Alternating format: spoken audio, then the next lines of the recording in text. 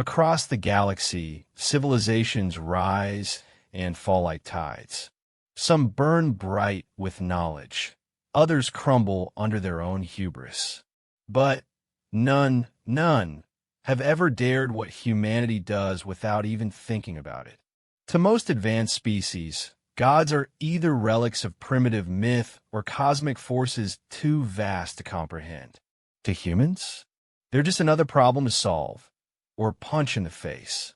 When the Ketheri collective descended upon Earth, they expected ruins, primitives, maybe a few scattered tribes huddled beneath the shadow of dead cities.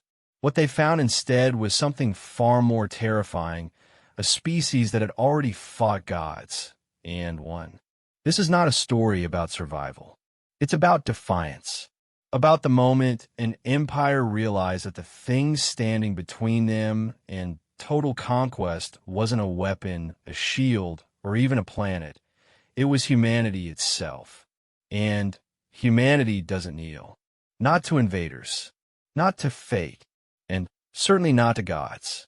Now listen closely, because this is how legends begin. Not with prayers, but with a raised fist. The sky tore open without warning. One moment, Earth's orbital defenses were scanning for routine debris. Satellites gone dark, old warheads rusting in silent orbits. The next, space itself seemed to rip, vomiting forth a fleet so vast it blotted out entire constellations. Ships shaped like obsidian daggers, each longer than Manhattan, slid through the atmosphere like knives through silk. No declaration, no warning, just annihilation. The Ketheri didn't believe in diplomacy with lesser species. Their doctrine was simple. If a civilization hadn't achieved galactic unity by the time they reached atomic fission, it was biologically unfit to exist. And Earth? Earth was still squabbling over borders, burning fossil fuels, and launching reality television into deep space. To the Ketheri High Synod, humanity was less than vermin. Vermin at least knew when to flee. Their first strike hit Geneva, not because it was a military target, but because it housed the last remnants of global cooperation. The United Earth Council, a fragile alliance formed after the Third Resource War. The Ketheri wanted to erase hope before it could organize. A single plasma lance, fired from orbit, turned the city into glass. 6 million souls vaporized in 0.3 seconds. But something unexpected happened. Instead of panic, silence fell, then rage. Within hours, every surviving nation activated Protocol Phoenix, a contingency buried so deep even most world leaders didn't know it existed. It wasn't about nukes or drones. It was about memory, about the stories passed down through generations of soldiers, scientists, and survivors who'd faced extinction before, not from aliens, but from themselves. And then there was Dr. Elias Vorn, a disgraced astrophysicist once laughed out of academia for claiming that dark matter anomalies near Jupiter weren't natural. They were wounds, scars left by something ancient that had fought here long ago. No one believed him. Until now, as Ketheri drop pods rained fire across Europe, Elias stood in a crumbling observatory in the Swiss Alps, staring at a screen that showed impossible data. The invaders' ships weren't just cloaked. They were phasing, slipping between dimensions like ghosts. But their energy signatures, they matched the very anomalies he'd been tracking for 20 years. Not invaders, he whispered, fingers trembling over the keyboard. They're running. From his bunker beneath Reykjavik, General Mara Chun watched live feeds of cities falling. Paris, Cairo, Mumbai. Each collapse followed the same pattern. Ketheri ships would appear, unleash a pulse that disabled all electronics, then deploy biomechanical harvesters that stripped buildings to atoms, repurposing matter into more war machines.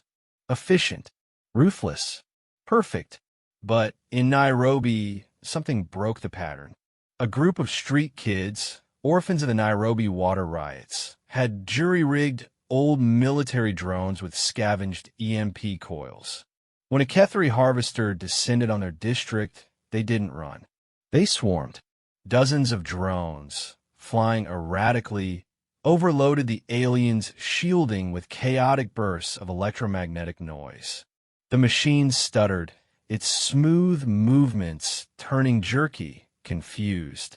Then, for the first time, it retreated. Mara saw the footage. She didn't smile. She called it in. "Find those kids," she ordered, "and find anyone else who's fighting back differently." Meanwhile, deep in the Amazon, a tribe known as the Yawanawa watched the sky burn.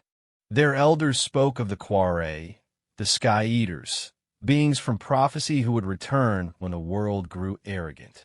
But young Tuka, barely 16, didn't wait for chance or rituals.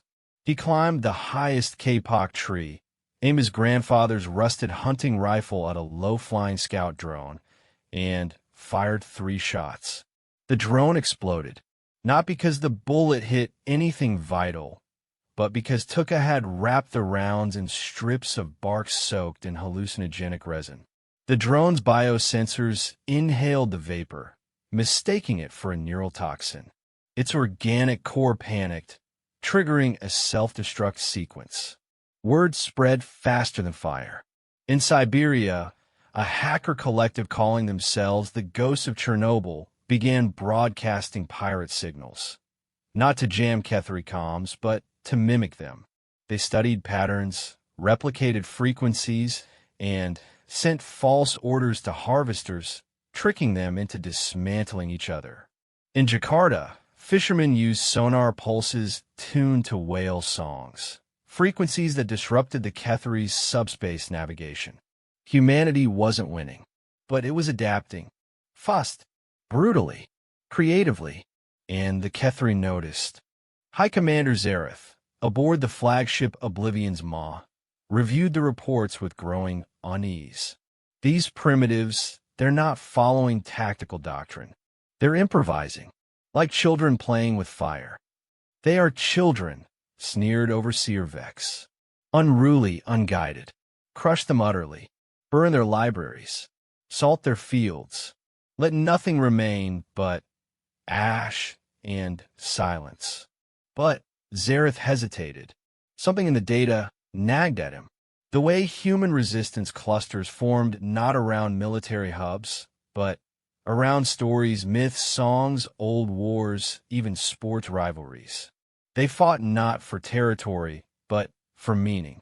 Then came the transmission from Mars. Buried beneath the Valles Marineris Canyon, a Kethri excavation team had uncovered a structure.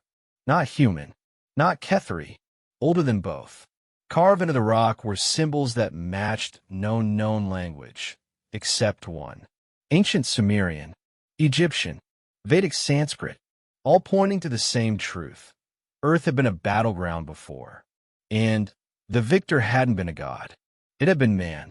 Zareth ordered a full scan of Earth's historical records. What he found chilled him to his core. Every major human myth, Prometheus stealing fire, Gilgamesh defying death, Krishna facing cosmic armies, even modern tales like Superman or Captain America, shared a single thread. Mortals challenging powers far greater than themselves, and winning. Not through strength, through will. That night, Zareth did something no Kethri commander had done in 10,000 years. He paused the invasion, just for 12 hours, to understand. And in that pause, humanity did what it always does when given time. It prepared. Elias Vorn, now working with Mara Chin's underground network, discovered the truth behind the dimensional rifts. The Kethri weren't just fleeing, they were being hunted by something they called the Silent Choir, entities that consumed entire realities. The Kethri believed Earth was empty, a dead world they could strip for parts to build a final fortress. But Earth wasn't empty. It was occupied by ghosts, by memories, by the echoes of every human who'd ever looked up at the stars and said, "You don't scare me." And now those echoes were waking up, because the Kethri had made one fatal mistake. They assumed humanity feared gods. They didn't know humanity invented them, just to prove they could be beaten.